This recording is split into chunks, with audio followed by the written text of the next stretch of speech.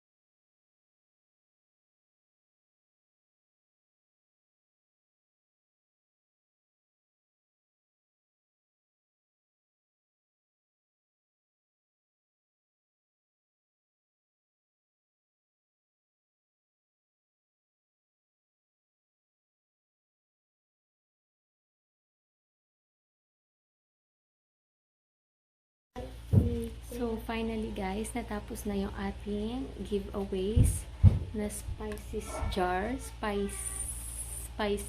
ata to. So, okay na yung pagde-design natin. So, sana may natutunan na naman kayo sa ating video.